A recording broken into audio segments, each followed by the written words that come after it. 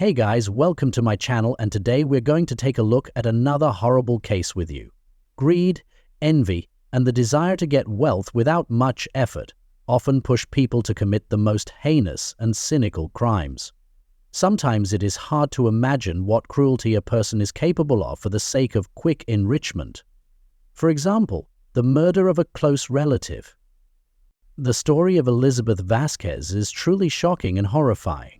This kind and hard-working woman all her life worked for the good of her family, striving to give her beloved daughter all the best, including a good education. But the greedy heiress, along with her boyfriend, did the unthinkable. This complex case for several years stirred the press and shocked the public with its inhumanity, showing how a young woman can easily decide to kill her own mother. Let's try to understand how, in a prosperous and well-to-do family, grew a real monster, devoid of any feelings of pity, remorse, or conscience. The large and happy Vasquez family, in 1967, in the town of Catamarca in northwestern Peru, a girl named Elizabeth Lillian Vasquez Mavila was born. She was the oldest of 6 children in the family of Ernesto Vasquez and Maria Mavila. Her parents were hard-working, simple people who worked hard to provide for their many offspring, give them an education and a chance at a better life. The Vasquez family was friendly and very happy. And from an early age, Elizabeth helped her mother take care of her younger siblings.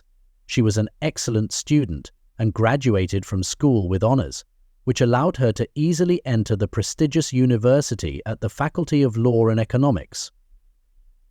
While at the university, she met a young man named Alejandro Mendez Espino, who was also studying law and was known as one of the top students in his class. A romantic relationship quickly developed between the two, which grew rapidly, and they were officially married in 1987, even before graduating from university.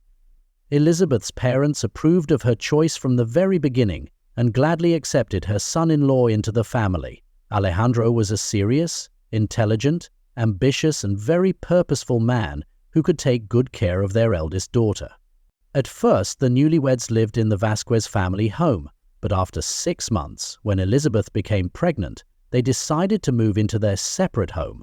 Only daughter, approximately a year after their marriage in 1988, the couple welcomed their only joint heir, whom they named after the mother, Elizabeth Vasquez Espino, affectionately called Elita in the family.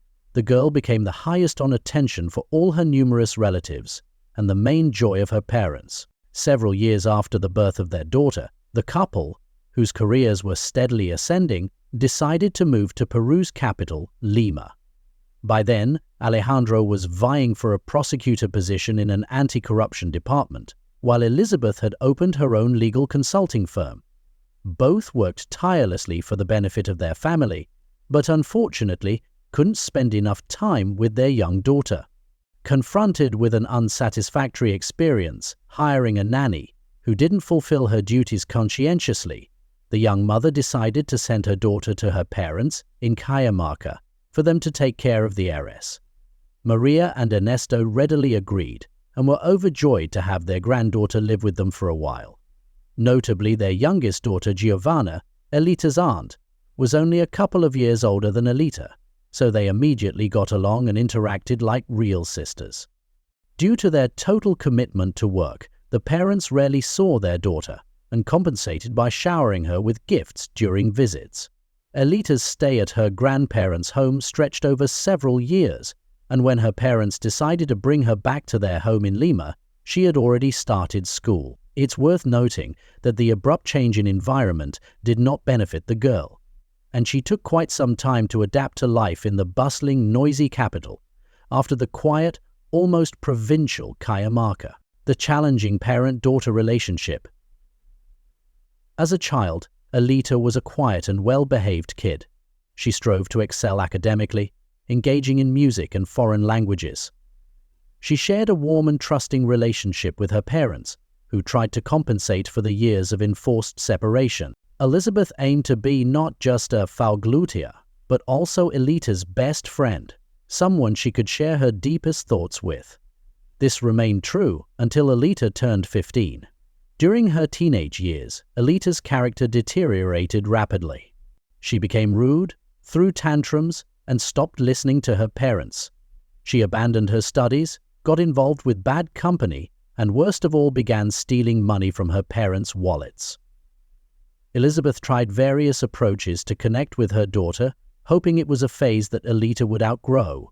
However, the girl regularly instigated heated arguments with her mother, ending in hysterics and tears. During these moments, Alejandro typically remained neutral, but if Alita sought his intervention, he often took her side. Alita was deeply hurt and offended by being constantly compared to her smart, beautiful, successful, and hard-working mother. Next to Elizabeth, Alita indeed appeared as the ugly duckling, being the complete opposite of her mother in every aspect. She lacked striking looks, was overweight, lazy, and temperamental, often lied, and didn't shy away from theft. Alita harbored numerous complexes about her appearance.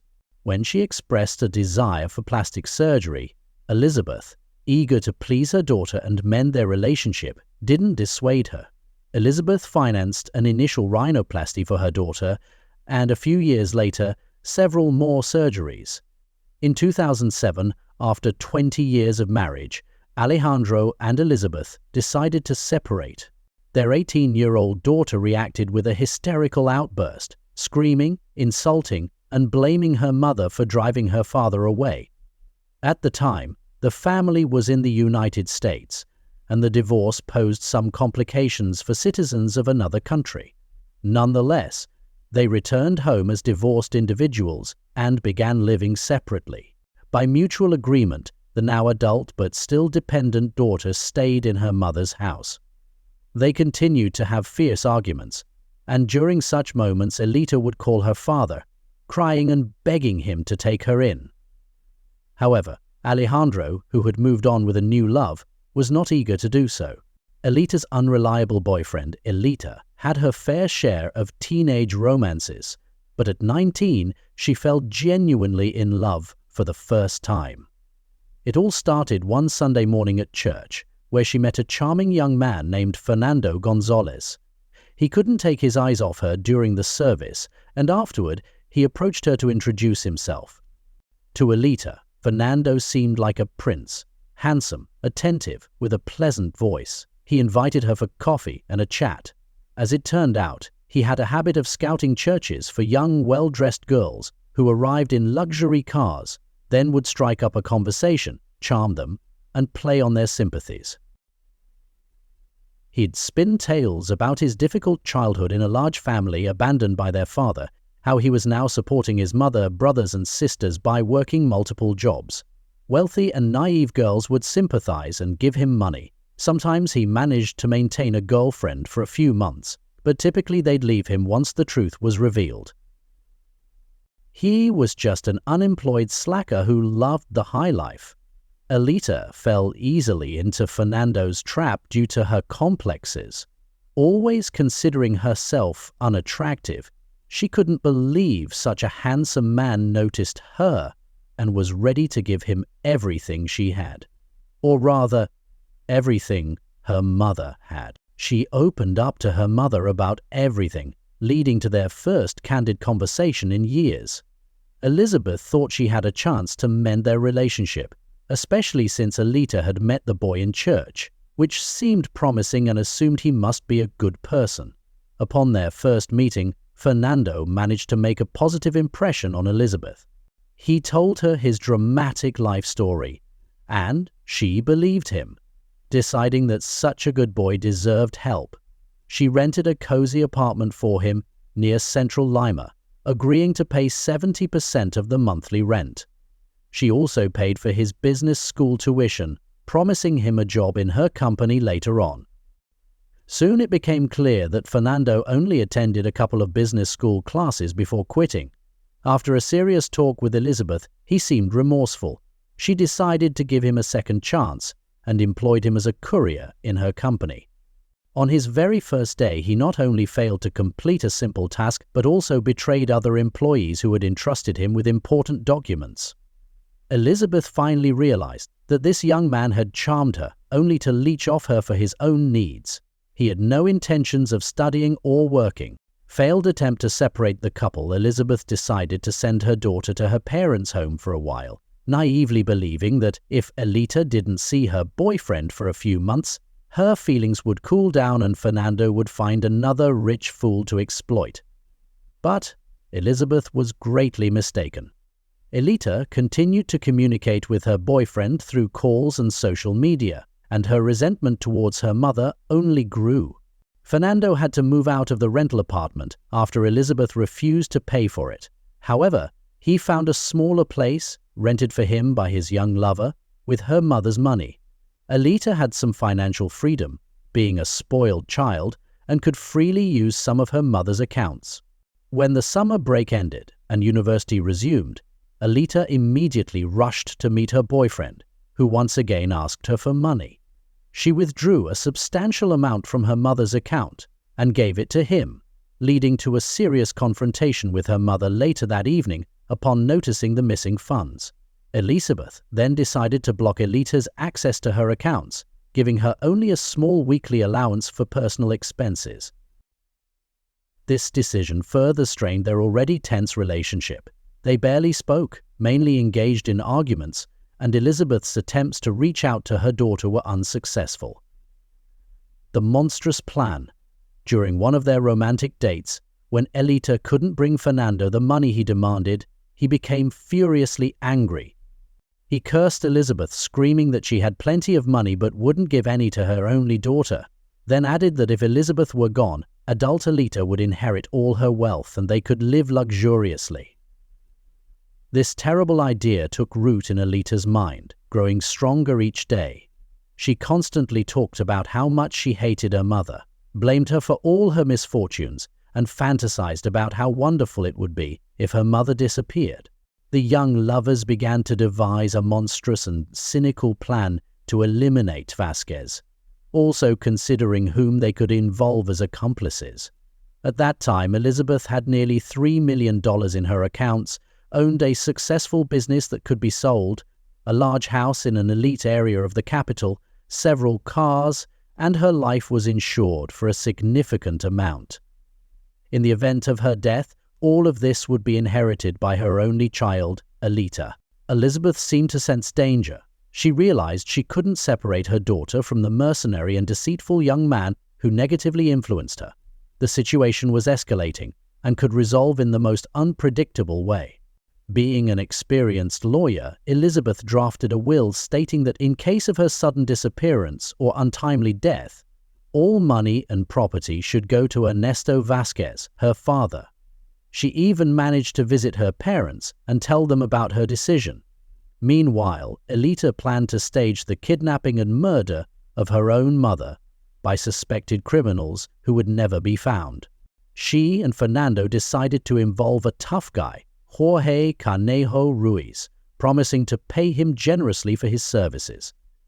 He accepted the offer without a second thought. A crime against his own mother. On January 24, 2010, 21-year-old Elita met with her 23-year-old boyfriend to finalize the plan for the crime that was to take place the next day.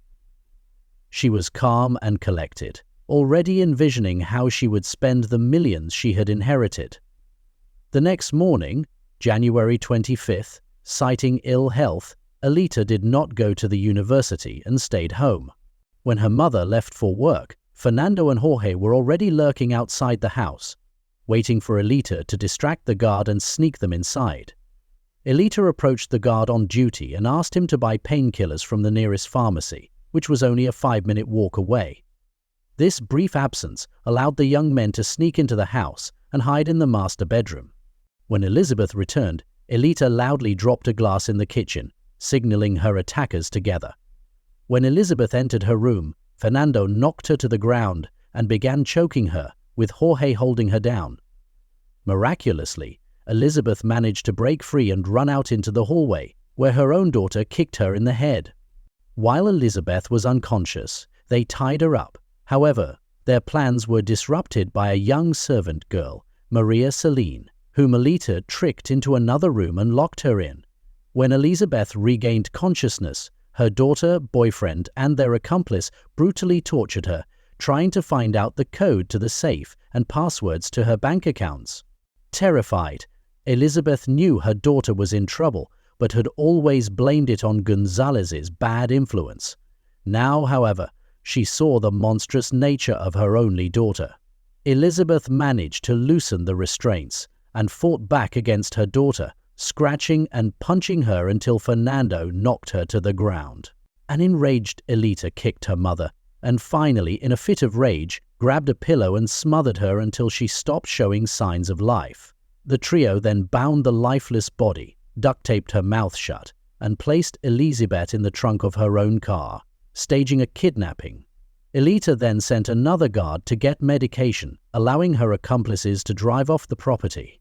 She later freed a terrified Maria, falsely claiming that she and her mother had quarreled but made up, and that her mother had gone to bed.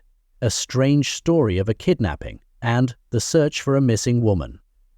In the morning, the maid was preparing breakfast as usual, but Elita came to the kitchen and told her that her mother had gone to work early because of an important meeting. After that, Elita left the house to go to her mother's workplace. There, she walked into the office of Jessica Hippo, her mother's best friend and accountant, and tearfully reported that her mother was missing and that she was receiving strange threatening and ransom calls. The accountant immediately started blocking the accounts to prevent the intruders from accessing them, reported the incident to the police, and left the office for a while. When she returned, Elita was gone and the office was in disarray, as if someone was looking for something. Later, it turned out that Elizabeth's will was missing, which Elisa had learned about the day before by overhearing a telephone conversation. Using a key she had stolen from her mother, Elita had also taken a copy of the will and cash from the safe in her mother's study.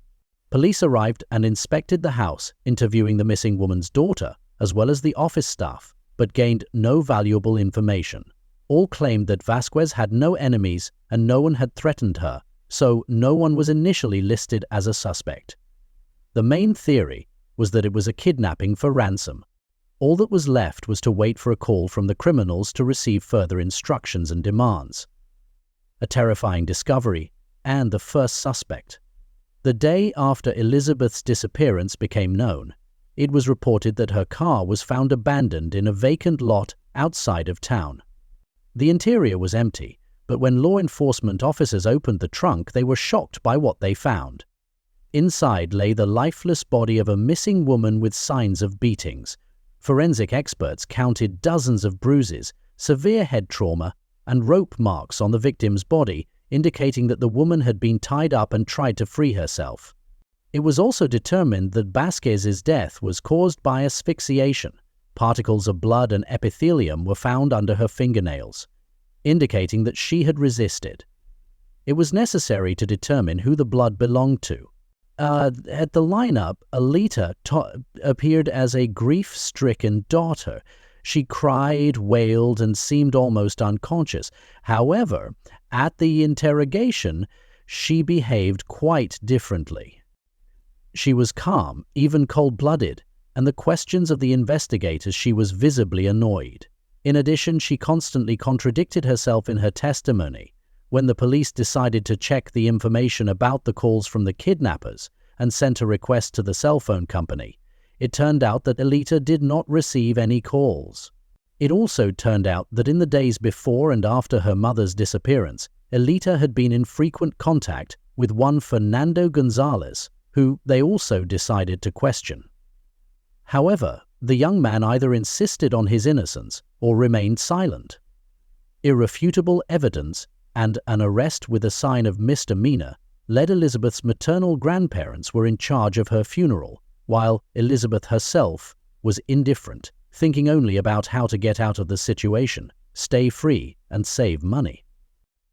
She called her father, who was already aware of what had happened, and, crying, told him of her innocence and asked for help.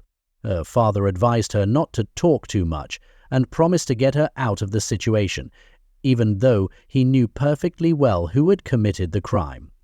However, He did not want his daughter to go to prison because it would have cast a shadow of shame on Alejandro, who at the time held the high office of Justice of the Peace and President of the Supreme Court, and was a powerful and respected man. Meanwhile, forensic results showed that the blood and skin particles under the deceased's fingernails belonged to her daughter. Elita tried to claim that she had a serious quarrel with her mother, and they briefly quarreled but then made up. However, no one believed her anymore. Further inspection of Elizabeth's room with special equipment revealed numerous wiped traces of blood throughout the house, including in Elita's room, despite her attempts to wipe away the evidence. Elita's story that she had an argument with her mother in the evening, but then made up, and the claim that her mother left early for work the next morning and was never seen again, quickly fell apart. She contradicted herself, first saying she had not gone into her mother's room and then remembering that she had. The ransom calls were completely fabricated by her. The testimony of the maid, Maria Chalin, played a decisive role in the case. She told how, on the night of the crime, Elita locked her in a room from where she heard Elizabeth's screams and sounds of struggle, but could not help.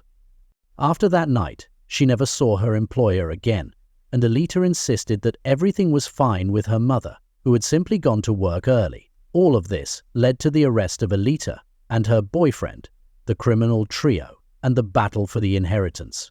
Elita was arrested at her mother's house. Her boyfriend was detained a few hours later at an entertainment establishment, and the next morning, Jorge was arrested, betrayed by Fernando, who tried to blame the crime on him.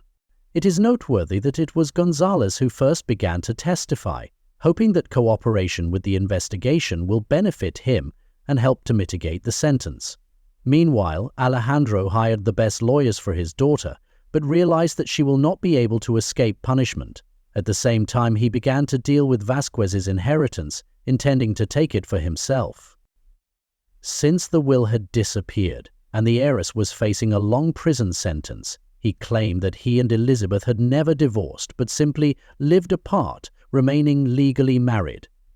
Meanwhile, Ernesto Vasquez, Elita's grandfather, decided to visit his favorite granddaughter in prison to look her in the eye, as he could not believe that the girl he had known and raised since infancy could commit such a horrible act.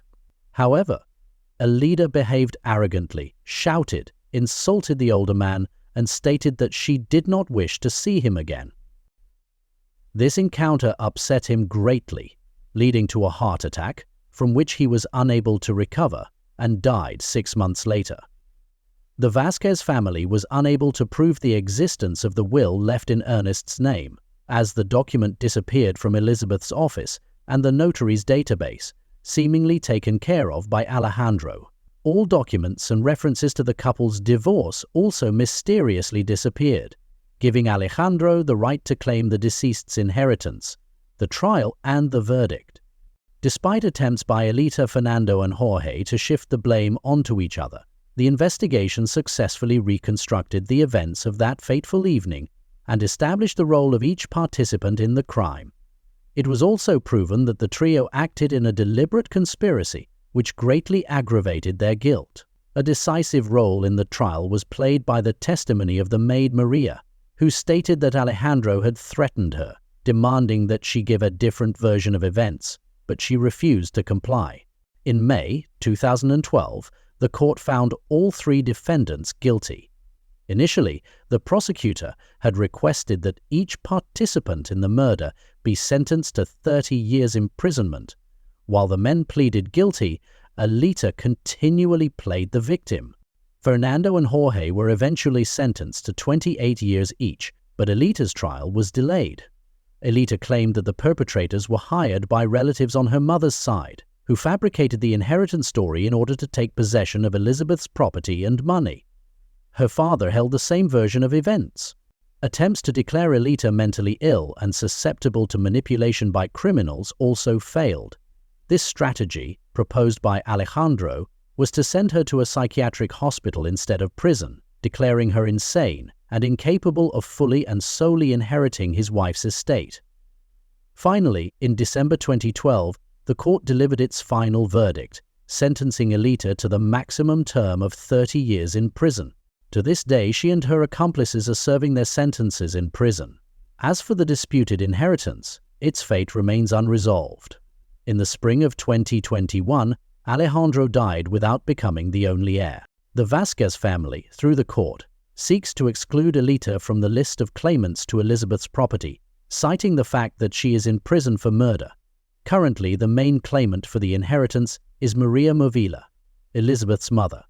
Thanks for watching, guys. Subscribe to the channel, and also don't forget to click the bell. There are many shocking stories ahead.